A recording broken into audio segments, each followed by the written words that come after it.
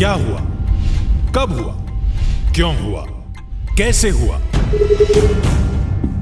दिन भर आप ऐसी 100 बात सुनते हैं, लेकिन 100 बात की एक बात यह है कि सवाल उछालने से जिम्मेदारी खत्म नहीं होती। जब घड़ी इशारा करे 9 बजे रात का, वक्त 100 बात की एक बात का। किशोर अजवाणी के साथ IBN 7 पर।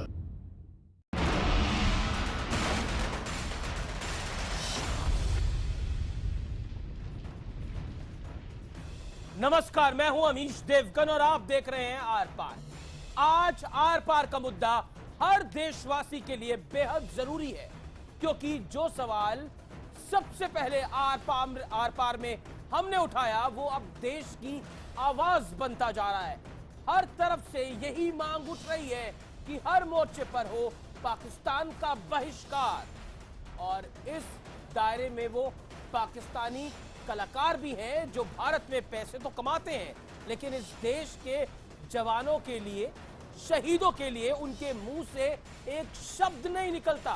क्या भारतीय फैंस के दम पर पैसा कमाने वाले किसी पाकिस्तानी कलाकार ने उरी में हमारे सैनिकों की शहादत पर अफसोस जताया? क्या किसी ने पाकिस्तान के दोगलेपन के खिलाफ आवाज उठाई या ट्वीट किया? आज हमें तय करना होगा कि हमारे लिए देश जरूरी है या पाकिस्तानी कलाकार। इसी मुद्दे पर आज होगा आर पार। पाक कलाकारों, भारत छोड़ो।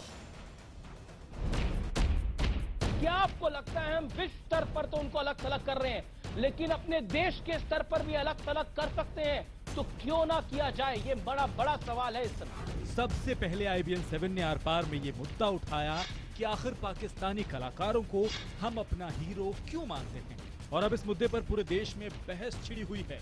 48 घंटे के अंदर अगर ये पाकिस्तानी कलाकार अपने देश चले नहीं गए तो मन से अपने स्टाइल से इसका उनको बाहर निकाल देगी।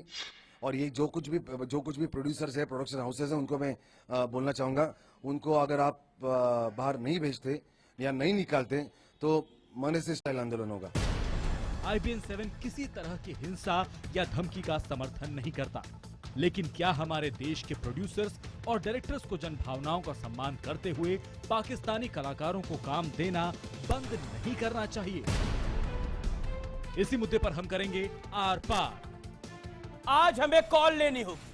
कॉल ये लेनी होगी, या तो हम देश की तरफ हैं या इन पाकिस्तानी कलाकारों की तरफ है। आज मिलकर सब हिंदुस्तानियों को यह फैसला करना होगा, देश पहले या पाकिस्तानी कलाकार, देश बड़ा या पाकिस्तानी कलाकार बड़ा। दूसरी बात, क्या हर मोर्चे पर नहीं होना चाहिए पाकिस्तान का बहिष्कार? हम इंटरनेशनली अलग थलग करने की बात करते हैं, लेकिन घर में क्या कहते हैं, घर में क्या करते हैं, बड़ी बात है। क्या जन भावनाओं का सम्मान नहीं करना चाहिए? उन प्रोड्यूसर्स और डायरेक्टर्स को, उन फिल्म मेकर्स को मेरे साथ आज की डिबेट में संबित पात्रा, अशोक पंडित, सलमा आगा पाकिस्तानी मूल की कलाकार, अमय खोपकर नेता MNS के, शहजाद पूनावाला जो कि वकील हैं, अपनी विचारधारा रखते हैं। लेकिन आज की डिबेट की शुरुआत फिल्म निर्माता अशोक पंडित से। अशोक पंडित, मेरा बहुत सीधा सवाल, देश पहले या पाकिस्तानी कलाकार?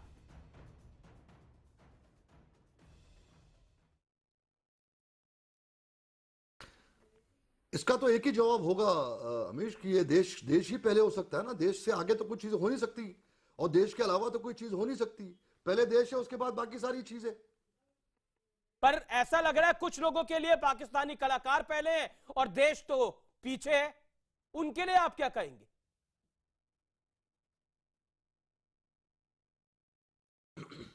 देखिए, पहली बात तो ये है कि ये पाकिस्तानी कलाकार और जितने भी जो पाकिस्तानी बिजनेसमैन और जो भी जिस भी इंडस्ट्री के जो पाकिस्तानी यहाँ पर बसे हुए हैं और आते जाते रहते हैं और अपना धंधा करते हैं, इनको इस देश में रहने का या काम करने का कोई हक नहीं है। और उसका कारण सिर्फ एक ही है। मैं आज से नहीं, पिछले 26 साल से, जब से पाकिस्तान के विक्टिम्स हम रहे हैं टेररिज्म के, तब से हम ये बोल रहे हैं। तो हमें कहा जाता है कि तुम जिंगोइस्टिक हो, तुम कम्युनल हो, तुम बात की समझते नहीं हो, तो अमन की आशा की बात करो, दोस्ती की बात करो। मेरा कहना बहुत सिंपल है कि मैं पिछले 4-5 दिन से, जब से उरी अटैक हुआ और इसके पहले जो पठानकोट अटैक भी हुआ, जितने भी अटैक्स हुए, मैं पाकिस्तान के कलाकारों से पूछ के थक गया कि एक बार कंडेम तो करो। आप ये जताओ कोई तो सही कंडेम करने नहीं आता। के रूप में कि जो जी, हमारे जी। सोल्जर्स मरे, जो यहाँ पर अटैक हुआ है, इसका हम खंडन करते हैं। बड़ा आप सवाल। हमारे देश में रहते हैं, आप हमारे देश से तालियां बटोरते हैं, आप हमारे देश से पैसे कमाते हैं, और फिर उसके बाद जब हमारे देश पे अटैक होता है जो आपका देश करता है, आप उसका खंडन नहीं करते। जी। तो ये देश पैसे कमाने का ही जरिया नहीं हो सकता। अगर आप इस देश के दर्द के साथ जुड़ सकते हैं तो इस देश के खुशी के साथ भी नहीं जुड़ सकते आप। जी, मैं शहजाद पूनावाला का रुख करता हूं, फिर संबित पात्रा में आपके पास आता हूं। शहजाद पूनावाला, मेरा सीधा सवाल आपसे, आपका ट्वीट मैंने पढ़ लिया है, आप किसकी तरफ हैं? खुलकर बोलिए। मैं उसी की तरफ हूँ जिसकी तरफ ऐश्वर्या राय, जो अमिताभ बच्चन की बहू है और जो पाकिस्तानी कलाकार के साथ मूवी में है, उनकी तरफ हूँ। वो क्या देशद्रोही है? करण जौहर देशद्रोही है? मेरा एक सिंपल सवाल है, पाकिस्तान से हर रिश्ता तोड़ना है, सरकार से कहिए कंडीशन लगा दे, वीजा बंद करवा दे, और ये कंडीशन लगा दे, सेंसर बोर्ड के हमारे मेंबर बैठे हैं, कंडीशन लगा दे कि अगर पाकिस्तान कलाकार काम करता है मूवी में, उसको खंडन करना होगा हर बार जो चीज होती है भारत के साथ। तो वो कंडीशन सीबीएफसी लगा दे, वरना मूवी क्लियर ना करे। बात मुझे समझ वरना ये मूवी क्लियर ना करे। देश का मूड क्या है? पहली शहजाद बात। पूनावाला, देश का मूड इस समय क्या है? हाँ, देश देश पे का मूड। हमला हुआ है, देश देश के मूड पे पर आते हैं। नहीं, या तो हम देश की बात करें या सिर्फ पाकिस्तानी कलाकारों की बात करें। क्या ये समय नहीं आ गया जब हम पाकिस्तान का हुक्का पानी बंद करने की बात करते हैं, तो इन कलाकारों बहुत का अच्छी हुक्का बात पानी की। बंद होना चाहिए? बहुत अच्छी बात की, 30 सेकंड। बहुत अच्छी बात की। तो देश को जो जवाब देना चाहिए कूटनीतिक और सैन्य तरीकों से, उसको आप ध्यान भटका के इस तरीके की छिछोरी डिबेट करते हो। तो मैं पूछना चाहता हूं एमएनएस के लोगों को जो इस छिछोरी डिबेट को उठाते हैं कि भैया अगर आपको इतना ही प्रॉब्लम है शिवसेना को, आप सरकार में, इस सरकार को छोड़ दीजिए। क्यों पाकिस्तान के अब्दुल बासित को वापस नहीं भेजती? क्यों हमारे हाई कमिश्नर को वापस नहीं बुलाती? इन चीजों को छोड़कर एमएनएस का विरोध है, एमएनएस सरकार में नहीं है, एमएनएस सरकार में शिवसेना तो है ना, शिवसेना से पूछिए। और शिवसेना की चलाई हुई मुंबई पुलिस कहती है कि हम पाकिस्तानियों को सुरक्षित रखेंगे, तो क्या वो भी देशद्रोही हो गए? क्या जो प्रधानमंत्री बिन बुलाए बिन बताए नवाज शरीफ क्या बिरयानी खाने चला जाता है और पठान के साथ में हो जाता है, पूरी हो जाती है, उस प्रधानमंत्री से कहिए Shahzad, you made your point. Shehzad, you made your point now. Shehzad, you made your point now. Rebuttal is allowed. Okay, Ashok Pandit. 30-second rebuttal. Ashok Pandit, 30 आपकी सेकंड का वजह जवाब। से यहाँ पर अटैक्स हुए, आपने टेररिस्टों को पनपाया। आप पॉलिटिकल पार्टीज की बात मत करिए, आप पॉलिटिक्स को मत घुसाइए इसमें, इंसानियत की बात करिए। कांग्रेस के राज में जिसके आप सपोर्टर हैं, मैक्सिमम अटैक्स हुए इस देश में, आपने क्यों नहीं बंद कराया? आपने वीजास क्यों नहीं बंद कराए?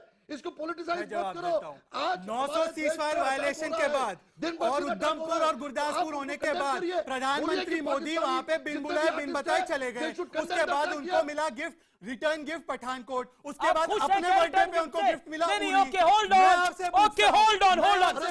Shahzad, hold on. आप खुश हैं इस अटैक से? पाकिस्तान आके झंडू में आपने सुषमा स्वराज को भेज दिया, राजनाथ को भेज दिया, और वहां के आप जैसे लोगों को छोड़ दिया उन्होंने कि आप जाइए, ध्यान भटकाइए, असली मुद्दों पर चर्चा मत करवाइए। असली मुद्दा ये है अब्दुल बासित वापस क्यों नहीं गया? असली मुद्दा ये है कि 10 सिर वापस क्यों नहीं आए? असली मुद्दा ये है कि बिरयानी खाकर आने वाले और नवाज शरीफ की शादी में शामिल होने वाले प्रधानमंत्री 56 इंच की छाती रखते हैं, तो जाइए और अटैक करिए उन प्रधानमंत्री नरेंद्र मोदी को जो कुछ करना होगा, आपने नया मुद्दा उठा दिया। प्रधानमंत्री को जो कुछ करना होगा, शहजाद तो करे, आप सरकार वो कर रही है।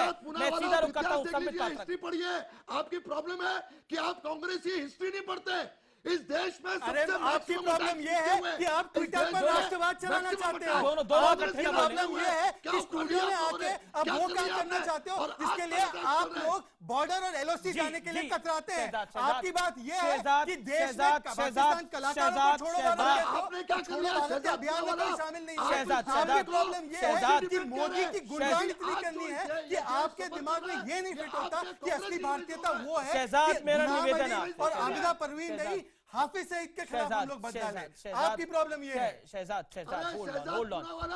पहली बार वर्ल्ड ओपिनियन आपके साथ है, पहली बार ऐसा है अशोक पंडित, ऐसा है शहजाद पूनावाला जी, पूनावाला जी देखिए, मेरा निवेदन है होगा शहजाद पूनावाला जी, शहजाद पूनावाला जी, होल्ड ऑन। देखिए, अगर हम इसी तरह से डिबेट करेंगे तो कोई फायदा नहीं है।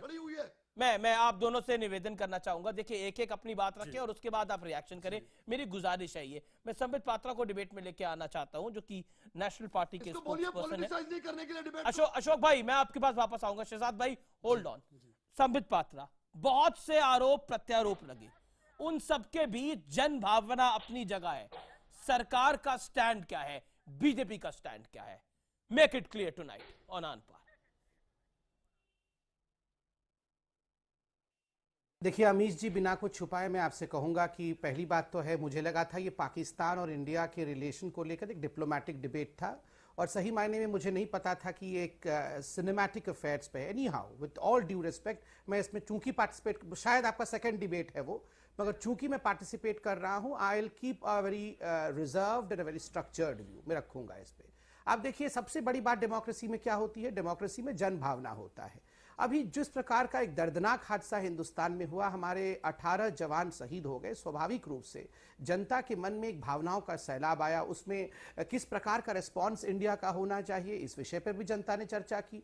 और हाँ, जिस प्रकार से अभी आप डिबेट में चर्चा कर रहे हैं कि कुछ लोग जो इंडिया में आके पैसा कमाते हैं, क्या उनको भी कंडेम करना चाहिए? बिल्कुल कंडेम करना चाहिए। जो रिमोटली इंडिया से भी जुड़ा हुआ है, चाहे इससे एक ढेला भी कमाता है, चाहे यहाँ शोहरत कमाता है, उन सबको देखिए, इसको तो पूरा वर्ल्ड कंडेम करता है, ये तो इनह्यूमन एक्ट ऑफ टेररिज्म है।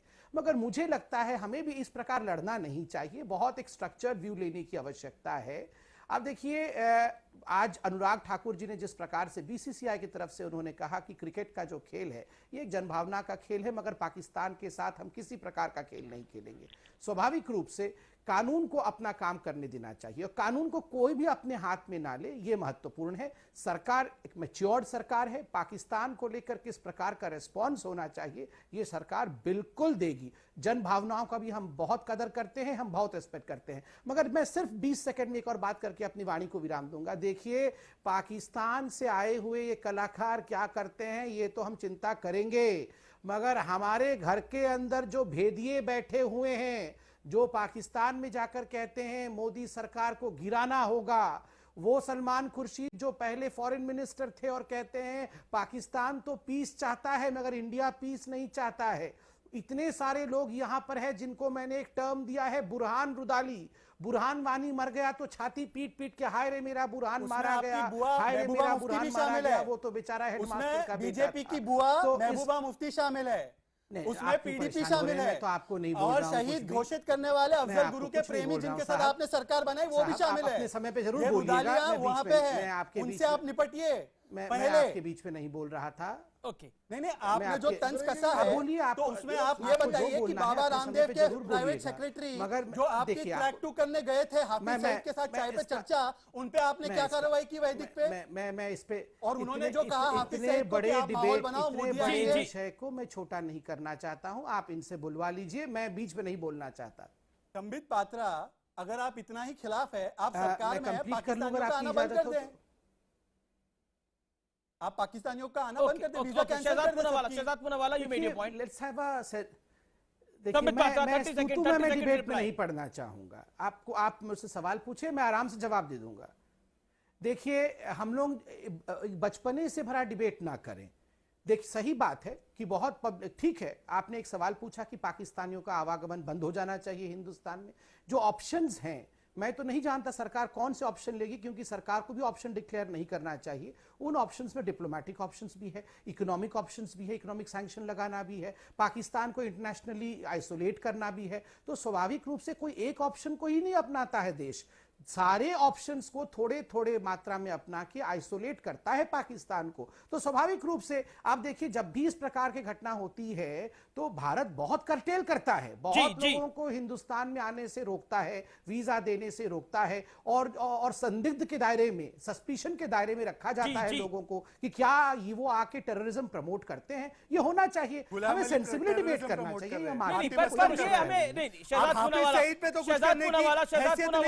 शहजाद भाई आपने अपनी बात कई बारी करी, आपको पूरा मौका मिला आपकी बात रखने के लिए, लेकिन मैं सीधा रुख करना चाहता हूं अमेय का, अमेय खोपकर का, जो कि एमएनएस के नेता है। अमेय खोपकर, आपने जनता की बात आगे रखी। इस समय जनता का व्यू है कि पाकिस्तान के कलाकारों का बहिष्कार होना चाहिए, लेकिन आपका तरीका, मैं ये ऑन द रिकॉर्ड बोलना चाहता हूं, आपका तरीका जायज नहीं है। हिंसा से नहीं होगा, हमें डिप्लोमेटिकली उनको रोकना होगा और हमारे प्रोड्यूसर डायरेक्टर्स को सबसे पहले तो उनको काम देना बंद करना होगा, चाहे टेम्परेरी रूप से करें। A message has to be given कि आप यहां पर, क्योंकि आप पाकिस्तान की आतंक की फैक्ट्री है, उनके पास ना आईटी इंडस्ट्री है, ना फिल्म इंडस्ट्री है, सिर्फ टेररिज्म इंडस्ट्री है। आप आकर हमारी फिल्म इंडस्ट्री का दुरुपयोग नहीं कर सकते, क्योंकि आपका देश हमारे नागरिकों के साथ अच्छा बिहेवियर नहीं करता, हिंसा करता है, इसलिए आपका जाना होगा। आपकी मंशा सही है लेकिन तरीका गलत है। ओवर टू यू अमे। अमित जी, मैं पहले आपसे ये दरखास्त करना चाहता हूं कि मैं पिछले 15-16 मिनट से मैंने एक मुंह से लफ्ज निकाला नहीं है। इन जो सारे लोग बोल रहे थे उनका सुन रहा था, तो मैं भी इनसे विनती करूंगा कि जो मेरी बात मुझे रखने दीजिए, उसमें कोई बीच में ना बोले। एक नंबर एक रही, अभी मैं मेरे मुद्दे पे आता हूं। उरी का जो आतंकी हमला हुआ हिंदुस्तान के ऊपर, हमारे 17 जवान मारे गए। 17 जवान शहीद होने के बाद में जब इस सोशल मीडिया पे वो पाकिस्तान के सारे लोग सेलिब्रेशन कर रहे, हमारा जवान वहां पे सरहद पे हमारे लिए 24 घंटा काम कर रहा है।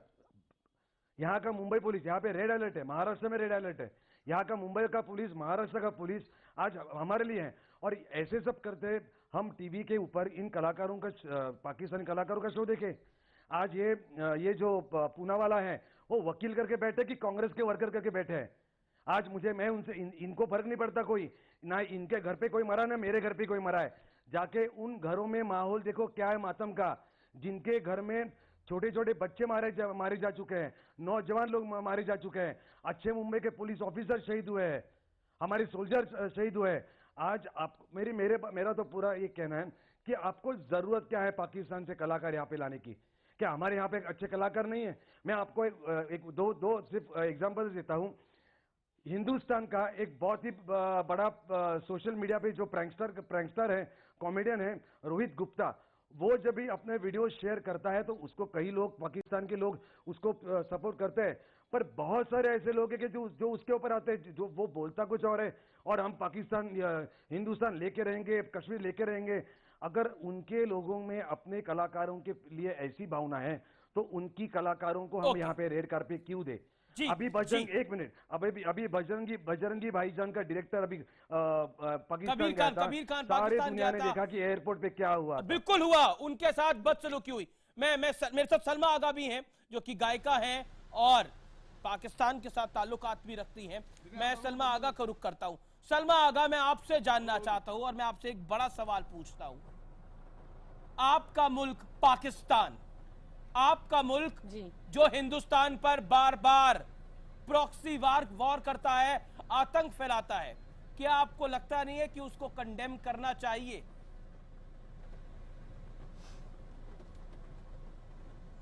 पहले तो हम जय हिंद करेंगे, उसके बाद आपसे आगे बात करेंगे। इसलिए कि जय हिंद है तो हम लोग हैं, हिंदुस्तान है तो हम लोग हैं, हम हिंदुस्तानी हैं। आप हमें एक तो ये कहिए ना कि आपका मुल्क, एक हिंदुस्तानी को जब आप कहेंगे कि आपका मुल्क कुछ और है तो वो बहुत हर्ट होगा। मैडम, तो यहाँ से हम आपको करेक्ट करना चाहते हैं। हम 4 पीढ़ियों से हिंदुस्तानी हैं। ये अगर हमें नेशनैलिटी मिली है तो ये हमें कोई तोहफा नहीं दिया गया, हमारा राइट था, हमने इसको डिमांड किया। और दूसरा ये है कि जो कुछ ये हुआ है इसका दिली सदमा है, ज्यादती है, बहुत बुरा हुआ है, ऐसा नहीं होना चाहिए था।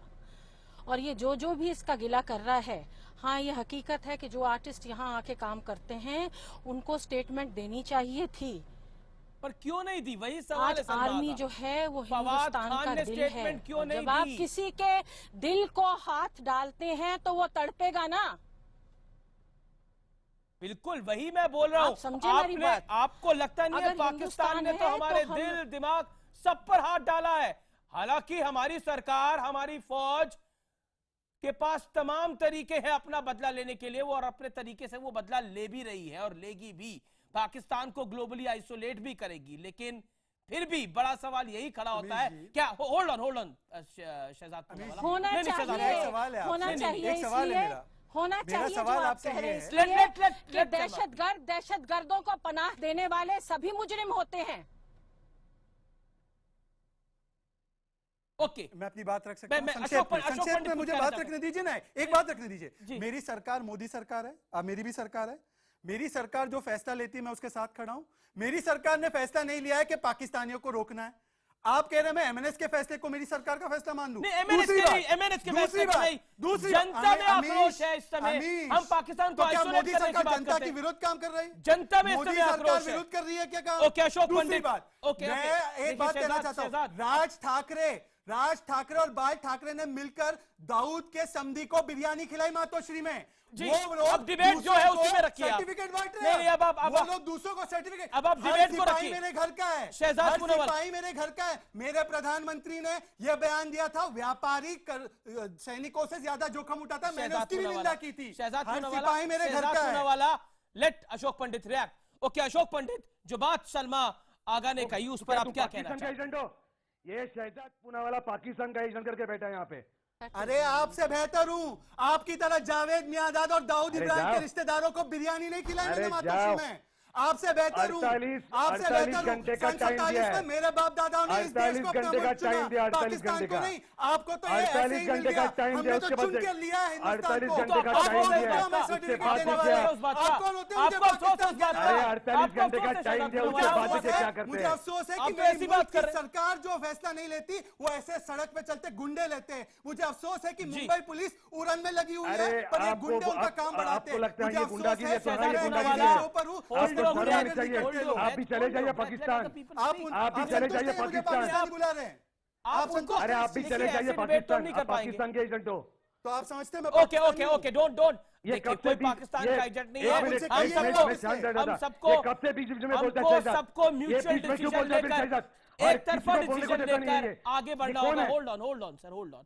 मैं अशोक पंडित, सलमा आगा ने जो बात बोली उस पर आपका मैं रिएक्शन चाहता हूँ अशोक। अरे चुप। आपकी धमकी से मैं डरता नहीं हूं। शहजाद पूनावाला, ना Shiv Sena, Shehzad Poonawalla, not fair Shehzad Poonawalla. Okay, धमकी नहीं देता, मैं धमकी नहीं देता, मैं सीधा कान के नीचे मारता हूँ, समझे क्या? आप कान के नीचे हमें मारेंगे? देखिए ये सब भाषा नहीं है। Okay, audio fade out, audio fade out. दोनों गेस्ट का audio fade out. Ashok Pandit 30 second. Ashok Pandit 30 second for you.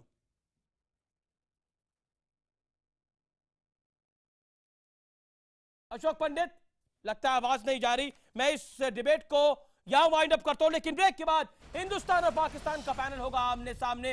हम बात करेंगे बलूचिस्तान की बड़ी बहस। ब्रेक के बाद आर पार में दिल्ली लाहौर के बीच।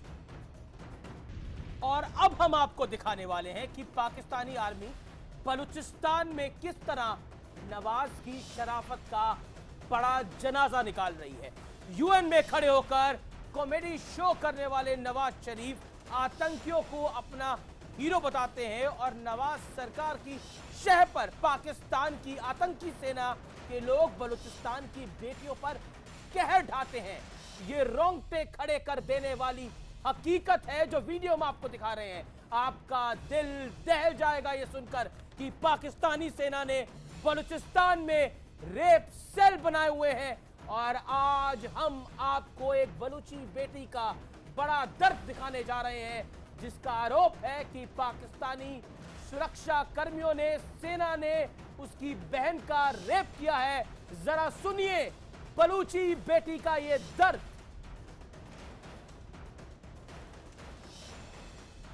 मैं सेवन शरीफ गई थी, मेरी टिकटें मेरे पास है। मैं सरकार के दरबार से रखा यहाँ इन्होंने मेरे भाई को पकड़ा हुआ था। वो तुम्हारे भाई को छोड़ देंगे। 3 बंदे थे, 3 बंदे जिसने मेरी बहन के साथ ज्यादती की है। क्या नाम? ये 3 बंदे थे। ये एक है, दूसरे दोनों का नाम का नहीं पता चल रहा। उस बच्ची को नहीं पता चला भाई ये कौन है। जब मैं आपको ये बाइट सुनवा रहा हूं तो वाकई बहुत दर्द हो रहा है, बहुत दुख हो रहा है।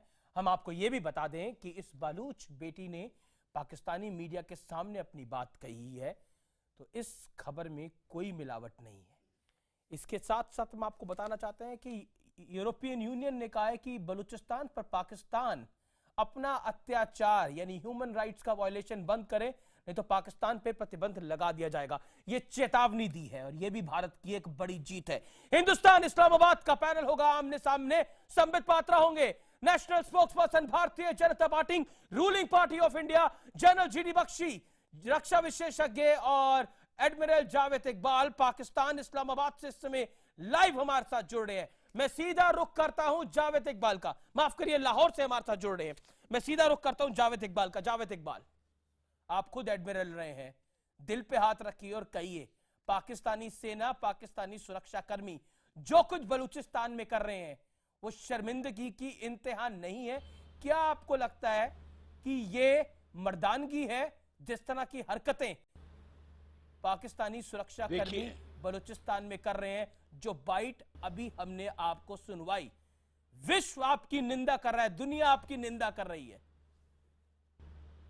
देखिए, अगर ये पाकिस्तान में हो, हिंदुस्तान में हो, कश्मीर में हो, कहीं पे भी हो, ये बाइस से शर्म है। मैं कंडेम करता हूं, इनको सजा मिलनी चाहिए और मुझे यकीन है कि अगर ऐसा हुआ है तो उनको सजा मिलेगी। लेकिन ये जो औरत बात एक एकलौते नहीं है, नहीं, ये जो दहशतगर्द है, ये एकलौते नहीं है, इनके साथ हजूम है। देखिए, उन महिला का आरोप है कि आपने रेप सेल बनाए हुए हैं बलूचिस्तान के अंदर, रेप सेल आपने बनाए हुए हैं। एडमिरल जावेद, मैं आपका प्रोग्राम छोड़ रहा हूं क्योंकि आप बात करने में टोकते हैं। अगर आप पहले ये शुरू करते हैं, आप बात के अंदर बात नहीं कीजिए, मुझे जवाब दे दीजिए पूरा।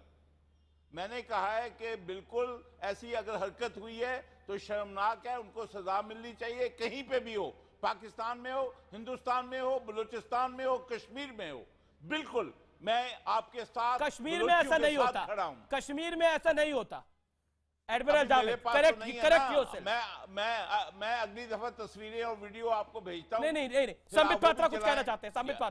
संबित पात्रा, ये वीडियो इस समय IBN 7 आर पार ने दिखाया है, ये वीडियो बहुत कुछ कहता है और ये सिर्फ एक बहन का वीडियो है। हम बाकी वीडियो निकालेंगे तो शर्मसार हो जाएगा पाकिस्तान। और अब तो यूरोपियन यूनियन ने कह दिया है कि आप अपना आतंक बलूचिस्तान में बंद करिए, नहीं तो आप पर सैंक्शन लगेगा। सीधा सवाल संबित पात्रा। देखिए, अभी पाकिस्तान के रक्षा विशेषज्ञ एडमिरल जावेद कह रहे थे कि कश्मीर में ऐसा होता है। देखिए, मैं जावेद साहब के नॉलेज को जरा दुरुस्त कर दूं, क्योंकि अभी 3 दिन पहले ही रोने धोने के पश्चात, सुन लीजिए मेरी बात। देखिए सर, आप तो हम छोड़ के चले जा रहे थे प्रोग्राम, अब दूसरों को भी बोलने दीजिए, हमने आपको बोलने दिया, सुना। जरूर। अब देखिए, रोने धोने, यूनाइटेड नेशन में रोने धोने के बाद नवाज शरीफ एक डॉसियर लेके गए। उन्होंने कहा, मैं ये डॉसियर जो है यूनाइटेड नेशन के सेक्रेटरी जनरल बान की मून को दूंगा कि कश्मीर में जो है वो वहां ह्यूमन राइट वायलेशंस होता है। बान की मून को दिया, बान की मून में लिया और उसे कचरे के डब्बे में फेंक दिया। उन्होंने कहा, आपस में बात करो, ऐसा कुछ नहीं होता है। तो इससे बड़ा प्रूफ क्या चाहिए? जब यूनाइटेड नेशन, संयुक्त राष्ट्र के सेक्रेटरी जनरल ने आपके जो वो ड्रामा कंपनी वाला डॉसियर बनाया था, आपने उसको कचरे के दान में फेंक दिया, अब क्या शेष रह गया? यूरोपियन यूनियन, अमेरिका की सीनेट, ये आप लोगों के ह्यूमन राइट के विषय में क्या कह रही है, मैं थोड़ा इस पे चर्चा करना चाहूंगा। टेड पो, जो कि कोई साधारण सीनेटर नहीं है, he is the chairman of the sub committee on terrorism in America. उन्होंने कहा कि एक बिल में सबमिट कर रहा हूं कि America should be declared as a terror state. इससे पहले यूएस कांग्रेसियन मीट हुई। यूएस कांग्रेसियन मीट ने पहली बार पाकिस्तान को mafia state, mark my words, mafia state कह के पुकारा है। तो ऐसे ही पुकारा है क्या? और 10 सेकंड में कंप्लीट कर लूं मैं। जोहरा यूसुफ, सुन लीजिए, जोहरा यूसुफ इनकी सुप्रीम कोर्ट की प्रेसिडेंट है, बार एसोसिएशन की, और पाकिस्तान की ह्यूमन राइट कमीशन की चेयरपर्सन है, 2014 में थी। उन्होंने बलूचिस्तान के ऊपर अपना रिपोर्ट सबमिट किया और उन्होंने 2 पॉइंट्स पे कंडेम किया। Point number 1, missing people. Zahra Yusuf का कहना था कि 15,000 लोग मिसिंग हैं, मगर हमारा कहना है 25,000 लोग बलूचिस्तान से मिसिंग। ओके, जवाब। सेकंड पॉइंट, मास ग्रेव। निहत्थे लोगों को जावेद, यहाँ मास ग्रेव है। संबित, आपने अपनी बात कही। एडमिरल जावेद, आपको निहत्थे लोगों को मारने में क्या मजा आता है? जो वही मजा आता है जो आपको निहत्थे कश्मीरियों की आंखें अंधा करने में मजा आता है, जो आप पैलेट गन्स फायर करते हैं।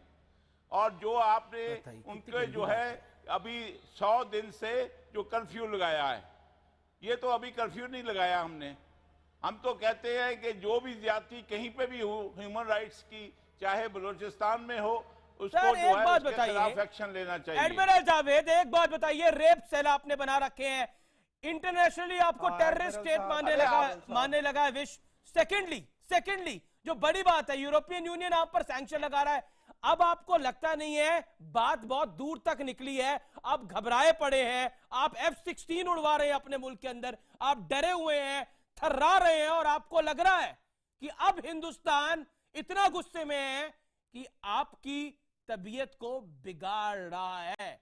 और आपको मैं यकीन दिला दूं, ऐसा बिगाड़ेगा, 71 के बाद तो खड़े हो गए थे, लेकिन 2016-17 के बाद मुश्किल बहुत होगी।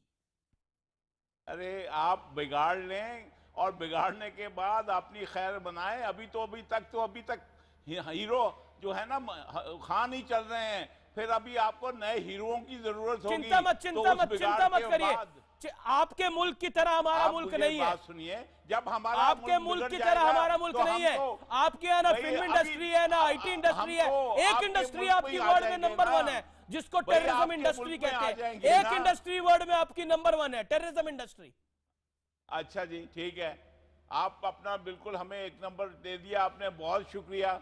और दुनिया जो है अभी आज ही सदर रूहानी जो है, आज ही जो है वो हमसे मादा हुआ है कि जो है हमने बलूचिस्तान में गवादर पोर्ट में उनको भी शामिल किया जाए। मैं जीडी बख्शी से रिएक्शन लेता हूं। देखिए आप खुश रहिए, आप खुश रहिए। अगर हमारे बिगाड़ से आपको खुशी होती है तो अच्छी बात है। एडमिरल साहब, okay, GD Bakshi, go ahead. Bakshi साहब प्लीज। एडमिरल साहब, ये एक आइसोलेटेड केस नहीं है। मैं आपको याद दिलाना चाहूँगा कि 1971 में मार्च में जब आपने ऑपरेशन सर्चलाइट के तहत ढाका में क्रैकडाउन किया था, बांग्लादेश में आपकी फौज ने बहुत ही जाहिल क्रैकडाउन किया था। उस वक़्त कोई 3 मिलियन बांग्लादेशी मारे गए थे। 1 मिलियन जो बांग्लादेशी औरतों की अस्मत लूटी गई थी, और 6 मिलियन बांग्लादेशी आपने धकेल दिए थे रेफ्यूजी बना के हिंदुस्तान के अंदर। ये आंकड़े मेरे नहीं, आप हमदुर रहमान कमेटी जो आपकी बैठी है, ये उसके आंकड़े हैं। और मैं आपको बताना चाहता हूं एडमिरल साहब कि इतना तशद्दुद जब आप किसी भी आवाम को देते हैं तो फिर उसका खमियाजा आप ही को भुगतना होता है। बांग्लादेश में जो वो आपकी करनी थी, जनरल टिक्का खान साहब की जातियां। मैं आपसे एग्री करता हूं। देखिए, आपसे एग्री करता हूं। आप भी इससे सबक सीखें। बख्शी साहब एक सुन लें, आप भी सबक सीखें और कश्मीरियों पे जुल्म करना बंद करें। डोंट से दिस, सबक सीखना जावेद इकबाल, नेवर एवर से दिस।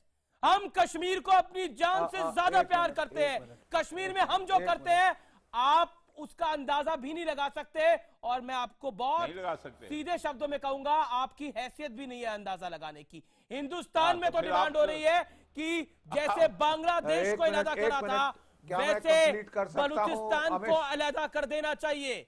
आपके पास सिर्फ रावलपिंडी का इलाका रहना चाहिए, आपके साथ सिर्फ पंजाब रहना चाहिए।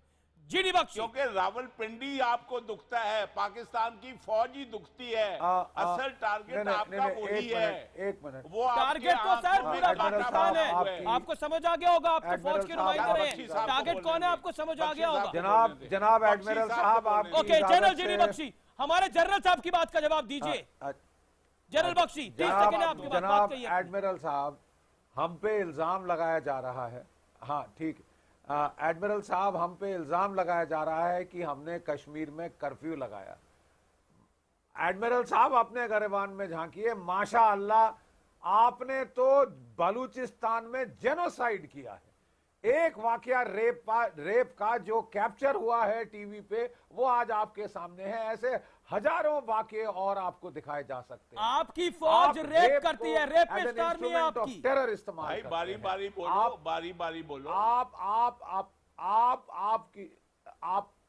आपकी जो फौज है हमको इल्जाम लगा रही है कि हमने कर्फ्यू लगाया। बेशक जनाब, हमने कर्फ्यू लगाया जम्मू कश्मीर में ताकि बच्चे सही सलामत रहें, बाहर आके बेवजह नुकसान न उठाएं। ठीक है, आपने तो साहब जेनोसाइड किया है। आपने घरों से लोग निकाल के टॉर्चर करके उनकी लाशें सड़कों पर फेंक दी हैं। जनाब हमें जावेद, आप एक्सपोज हो रहे हैं, आपकी फौज एक्सपोज हो रही है जो निहत्थे औरतों पर बच्चों पर अत्याचार करती है। बताइए भाई, बारी बारी बोलो ना, या जनरल बख्शी साहब बोले या आप बोले। आप जवाब दीजिए, जवाब दीजिए, बारी बारी बोल रहे हैं आप, जवाब दीजिए। बात ये है 30 सेकंड में जवाब दीजिए। ज्यादती होगी, एक जो है वो लॉ ऑफ नेचर है। अगर हम ज्यादती करेंगे तो हम भुगतेंगे, अगर आप ज्यादती करेंगे आप भुगतेंगे। तो आपको तो ये जो है, अगर हम बिगाड़ कर रहे हैं तो और हम ज्यादती कर रहे हैं तो हम भुगतेंगे। इसमें मतलब मैं जवाब क्या दूंगा? नहीं, पर आप तो भुगत ही रहे हैं। आप लाल मस्जिद में जो कुछ हुआ, पेशावर में जो कुछ हुआ, आप तो भुगत ही रहे हैं। आप तो ऐसी दुम है जनाब जिसको 70 साल से अगर बंद करके रखे तब भी नहीं सुधर रही। क्या करे उस दुम का? मैं संबित पात्रा, उस दुम को जो है ना, आप अपनी देख लें, अपनी दुम पे हाथ लगाएं। संबित पात्रा, कि उस दुम पे पांव किसने रखा है? आपकी दुम पे पांव रखा है। Sambit Patra, Sambit Patra, Sambit Patra, react to S Javed. इस प्रकार से छोटा मत करिए। किया है ना, आप देखिए, आप बख्शी साहब जावेद साहब सुन दुम की बात की है, तो मैं जरा दुम का जवाब दे दूं। सुन लीजिए, आपकी दुम पे पांव किसने रखा है? अरे आप सुन लीजिए, अब मैं दम की बात करता हूं, अब मैं दम की बात करता हूं। सुन तो लीजिए दम की बात, दम की बात सुनिए साहब, दम की बात सुनिए। देखिए 4 युद्ध हारने के बाद ऐसी परिस्थिति हो जाती है, मैं रियलाइज कर रहा हूं, मगर let's have a sensible debate. देखिए यहां आप कश्मीर की बात करते हैं, मैं 3 दिन से एक एग्जांपल दे रहा हूं, कोई उत्तर नहीं दे पा रहा है मुझे पाकिस्तानी पैनलिस्ट। ये सईद सलाउद्दीन और हाफिज सईद आपके हीरो है ना, जो पाकिस्तान में रहकर कश्मीर में जिहाद फैलाना चाहते हैं। ये सईद सलाउद्दीन के 9 बच्चे हैं, ये 9 के 9 बच्चे जम्मू कश्मीर में पढ़ते, कोई डॉक्टर है, कोई वहां पे सरकारी मुलाजिम है और जम्मू कश्मीर की सरकारी नौकरी करते हैं। वहां वो कहते हैं कि अरे भैया बाकी बच्चों को जन्नत जाना है। कैसे जाना है? बम लगा लेना है, बम से उड़ जाना है और जन्नत चले जाना है। और जम्मू कश्मीर में जमहूरियत नहीं है, वहां इंडिया को कुछ नहीं है। और इनके बच्चे जो है जम्मू कश्मीर में आके पढ़ाई करके वहां पर सरकारी मुलाजिम। ओके, संबित पात्रा, मैं फिलहाल इस डिबेट को यहां पर ब्रेक लेता हूं। आप तमाम लोगों का बहुत बहुत शुक्रिया हमारे साथ जुड़ने के लिए। मैं ब्रेक लेता हूं, लेकिन ब्रेक के बाद होगा बड़ा कंक्लूजन, जिस कंक्लूजन का आपको इंतजार रहता है। आप देखते रहिए आर पार, आप देख रहे हैं आर पार। और आज आर पार में हमने 2 मुद्दे उठाए। पहला मुद्दा था पाकिस्तानी एक्टर्स को हिंदुस्तान से बाहर जाना चाहिए, हिंदुस्तान छोड़ो, भारत छोड़ो पाकिस्तानी एक्टर्स। और हम ये क्यों कह रहे हैं? बॉर्डर पर लड़ाई और बॉलीवुड में कमाई, ये कब तक चलेगा भाई? हम तमाम एक्टर्स का, एक्ट्रेसेस का, सिंगर्स का बहुत सम्मान करते हैं, आपके गाने बहुत अच्छे होते हैं, लेकिन आपके देश का जो गाना है वो इतना बेसुरा है कि उसको सुनने का मन नहीं करता। इसलिए जन भावना कहती है आपको अपने मुल्क को समझाना चाहिए, नहीं तो यहां से चले जाना चाहिए। ये जन भावना कहती है। ट्विटर, फेसबुक पर जो लोग राय दे रहे हैं वो ये कहते हैं। हालांकि कोई हिंसा नहीं होनी चाहिए क्योंकि हमारा देश शांति प्रिय देश है, लेकिन जब बंदूक उठाने का वक्त आता है तो हम फिक्र नहीं करते बॉर्डर। और दूसरी डिबेट थी बलूचिस्तान पर, और हम आपको बताना चाहेंगे कि बहुत जबरदस्त फीडबैक मिला और इसका कंक्लूजन यही है कि बलूचिस्तान में पाकिस्तान ह्यूमन राइट्स का जबरदस्त वायलेशन कर रहा है, रेप सेल खोल रखे हैं, और उसके बाद यूएन में पाकिस्तान अपना मजाक भी उड़ाता है। और भारत के कूटनीतिक प्रयास के बाद यूरोपियन यूनियन कहती है कि आप सुधर जाइए, नहीं तो आप पर बैन लग जाएगा। और पाकिस्तान सुधरेगा नहीं, इन पर अंत में बैन ही लगेगा। धन्यवाद, और आप देखते रहिए IBN 7, क्योंकि ब्रेक के बाद हम तो पूछें।